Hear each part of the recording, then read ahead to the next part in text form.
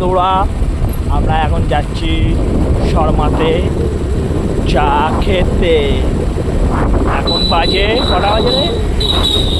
রাত্রি 12টা। আমরা যাচ্ছি night out. Welcome to my mini blog. আর এখানে আমরা বেরিয়ে পড়েছি নাইট আউটে, আর রাত 12টা বাজে। আর আমরা এখানে শুধু একা নয়, আমাদের সাথে মামাও আছে, তোমরা দেখতে পাচ্ছ। আর আমরা বেরিয়ে গেছিলাম, আর আমি এখানে ফার্স্ট টাইম যাচ্ছি শর্মা ধাবাতে চা ট্রাই করতে। আমরা বিভিন্ন জায়গায় খেয়েছি, যেরকম হচ্ছে বাইপাস ধাবার কাছে, তো এখানে শর্মা ধাবাতেও আমরা যাচ্ছি প্রথমবার। আমার তো খুবই ভালো লাগছে বহুদিন পরে বাইরে বেরিয়ে, ও সেই মনোরম পরিবেশ। আর এসে গেছে তো গাইস, আমরা ফাইনালি শর্মা ধাবায় চলে এসেছি। আর এখানে দেখো চায়ের বিভিন্ন ধরনের চা আছে, আর চায়ের লিস্টটা তোমাদের দেখিয়ে দিয়েছি, তোমরাও এসে এখানে ভিজিট করতে পারো। আর এখানে শর্মা ধাবা থেকে সমর চিকেন রোল অর্ডার করেছিল। তো এখানে শুধু অনলি চা পাওয়া যায় তা না, বিভিন্ন ধরনের খাবার পাওয়া যায়, এখানে ডিনারও করতে পারো। আর এখানে চিকেন রোলটা নিয়েছিল, চিকেন রোলটা ভালো টেস্টি ছিল।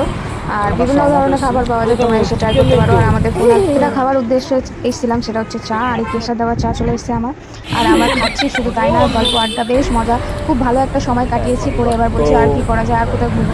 আপাতত আমাদের পার্টি শেষ, এখানে কেশর টি, লেমন টি শেষ।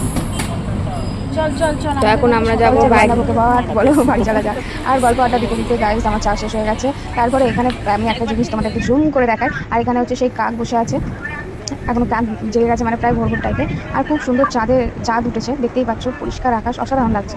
উঠছি মানে উপরে উঠবো। আচ্ছা, যখন